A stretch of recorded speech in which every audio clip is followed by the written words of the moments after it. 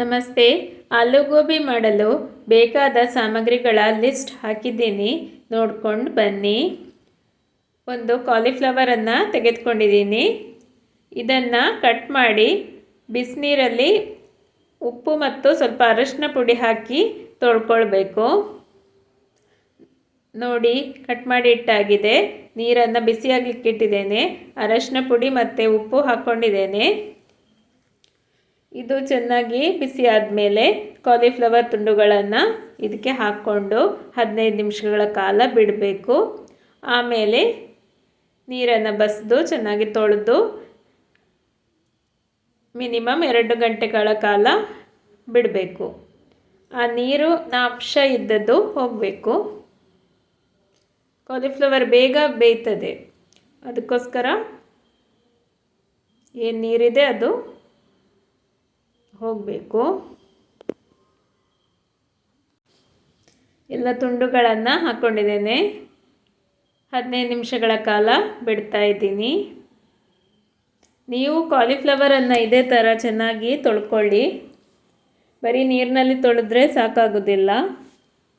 ಈ ಥರ ಮಾಡೋದ್ರಿಂದ ಅದರಲ್ಲಿ ಏನಾದರೂ ಹುಳ ಎಲ್ಲಿಯಾದರೂ ಕಾಣದೆ ಉಳಿದಿದ್ದದಿದ್ದರೆ ಹೋಗ್ತದೆ.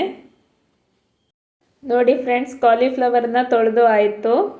ತೂತು ಪಾತ್ರೆಯಲ್ಲಿ ಹಾಕಿ ಇಟ್ಟಿದ್ದೇನೆ, ನೀರಿನ ಅಂಶ ಇದ್ದದ್ದು ಹೋಗಲಿ ಅಂತ. ಆಲೂಗಡ್ಡೆಯನ್ನು ದೊಡ್ಡದಾಗಿ ಕಟ್ ಮಾಡಿ ಇಟ್ಟಿದ್ದೇನೆ. ಬೆಳ್ಳುಳ್ಳಿಯನ್ನು ಜಜ್ಜಿ ಇಟ್ಕೊಂಡಿದ್ದೀನಿ. ನೋಡಿ ಫ್ರೆಂಡ್ಸ್, ಕಡಾಯಿಯನ್ನು ಬಿಸಿಯಾಗಲಿಕ್ಕೆ ಇಟ್ಟಿದ್ದೇನೆ. ಅಡುಗೆ ಎಣ್ಣೆಯನ್ನು ಹಾಕ್ಕೊಳ್ತಾ ಇದ್ದೇನೆ. ಈ ಆಲೂಗೋಬಿ ಡ್ರೈ ಆಲೂಗೋಬಿ ಫ್ರೈ ಬಹಳ ರುಚಿಯಾಗಿರ್ತದೆ. ಎಣ್ಣೆ ಸ್ವಲ್ಪ ಬಿಸಿಯಾಗಲಿ. ಇನ್ನು ಬೆಳ್ಳುಳ್ಳಿಯನ್ನು ಹಾಕ್ಕೊಳ್ಳುವುದು. ಬೆಳ್ಳುಳ್ಳಿಯನ್ನು ಸಿಪ್ಪೆ ತೆಗೆದು ಜಜ್ಜಿ ಇಟ್ಕೊಂಡು ಹಾಕ್ಕೊಳ್ಳುವಂಥದ್ದು. ಬೆಳ್ಳುಳ್ಳಿ ಫ್ರೈ ಆಗಲಿ. ನೀವು ನನ್ನ ವಿಡಿಯೋವನ್ನು ಹೊಸದಾಗಿ ನೋಡ್ತಾ ಇದ್ದರೆ ದಯವಿಟ್ಟು ಸಬ್ಸ್ಕ್ರೈಬ್ ಮಾಡಿಕೊಳ್ಳಿ, ಸಪೋರ್ಟ್ ಮಾಡಿ. ಬೆಳ್ಳುಳ್ಳಿ ಫ್ರೈ ಆಗ್ತಾ ಇದೆ. ಈಗ ನಾನು ಖಾರ ಪುಡಿಯನ್ನು ಸೇರಿಸ್ಕೊಳ್ತಾ ಇದ್ದೇನೆ. ಇಲ್ಲಿ ನಾನು ನಮ್ಮ ಖಾರಕ್ಕೆ ತಕ್ಕ ಖಾರ ಪುಡಿಯನ್ನು ಹಾಕ್ಕೊಳ್ತಾ ಇದ್ದೇನೆ. ಈ ಆಲೂಗೋಬಿ ಸ್ವಲ್ಪ ಖಾರವಾಗಿದ್ದರೆ ಚೆನ್ನಾಗಿರ್ತದೆ.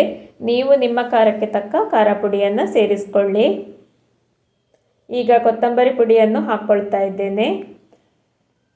ಬೆಳ್ಳುಳ್ಳಿ ಫ್ರೈ ಆಗ್ತಾ ಬರುವಾಗ ಕೊತ್ತಂಬರಿ ಪುಡಿಯನ್ನು ಹಾಕ್ಕೊಳ್ಬೇಕು.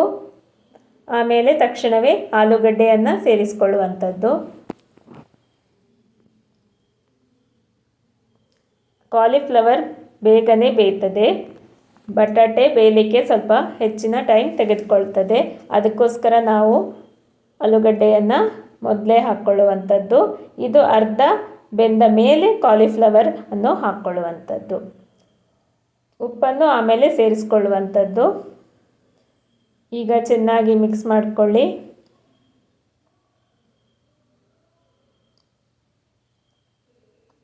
ಈ ಆಲೂಗಡ್ಡೆ ಅರ್ಧ ಬೆಂದ ಮೇಲೆ ಕಾಲಿಫ್ಲವರನ್ನು ಸೇರಿಸ್ಕೊಳ್ಬೇಕು.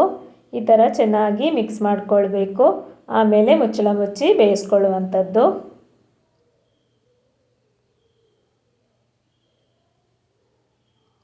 ಸ್ವಲ್ಪ ಅರಶಿನ ಪುಡಿಯನ್ನು ಸೇರಿಸ್ಕೊಳ್ಬೇಕು. ಈಗ ನಾನು ಅರಶಿನ ಪುಡಿಯನ್ನು ಹಾಕ್ಕೊಳ್ತಾ ಇದ್ದೇನೆ. ಚೆನ್ನಾಗಿ ಮಿಕ್ಸ್ ಮಾಡಿ ಮುಚ್ಚಳ ಮುಚ್ಚಿ ಬೇಯಿಸ್ಕೊಳ್ಳಿ. ಈಗ ಹೈ ಫ್ಲೇಮಲ್ಲಿ ಇರಲಿ ಗ್ಯಾಸ್.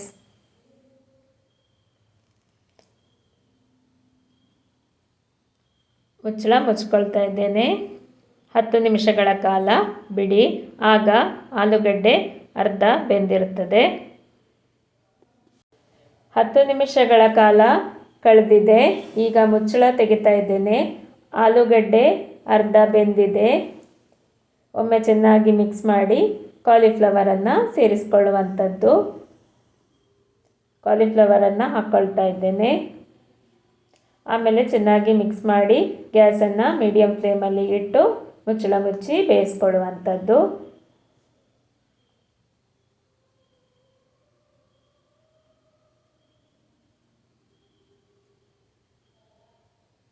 ವಿಡಿಯೋವನ್ನು ತಪ್ಪದೇ ಲೈಕ್ ಮಾಡಿ. ಹೀಗೆ ಸಪೋರ್ಟ್ ಮಾಡ್ತಾನೆ ಇರಿ.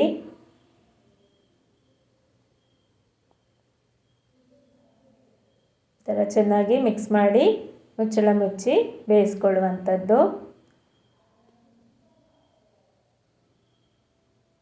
ನೀವು ಆಲೂಗೋಬಿಯನ್ನು ಯಾವ ಶೈಲಿಯಲ್ಲಿ ಮಾಡ್ತೀರಾ ಎಂದು ಕಮೆಂಟ್ ಮೂಲಕ ತಿಳಿಸಿ.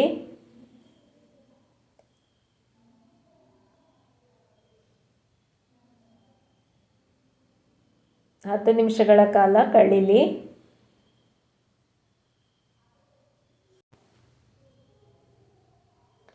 ನೋಡಿ ಫ್ರೆಂಡ್ಸ್, ಈಗ ಉಪ್ಪನ್ನು ಸೇರಿಸ್ಕೊಳ್ಳುವಂಥದ್ದು.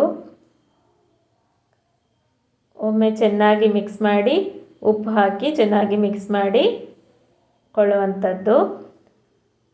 ಉಪ್ಪನ್ನು ನಾವು ಯಾಕೆ ಕೊನೆಯಲ್ಲಿ ಸೇರಿಸ್ಕೊಳ್ತೇವೆ ಅಂದರೆ, ಮೊದಲೇ ಹಾಕ್ಕೊಂಡ್ರೆ ಉಪ್ಪನ್ನೆಲ್ಲ ಆಲೂಗಡ್ಡೆ ಹೀರ್ಕೊಳ್ತದೆ. ಈಗ ಉಪ್ಪನ್ನು ಸೇರಿಸ್ಕೊಳ್ತಾ ಇದ್ದೇನೆ. ನೀವು ಕೂಡ ಇದೇ ರೀತಿಯೇ ಮಾಡಿ ನೋಡಿ. ಚೆನ್ನಾಗಿ ಮಿಕ್ಸ್ ಮಾಡಿ ಎಷ್ಟು ಬೆಂದಿದೆ ಎಂದು ಚೆಕ್ ಮಾಡಿ ನೋಡಿ. ಇನ್ನು ಗ್ಯಾಸನ್ನು ಸಿಮ್ಮಲ್ಲಿ ಇಟ್ಕೊಳ್ಳುವಂಥದ್ದು.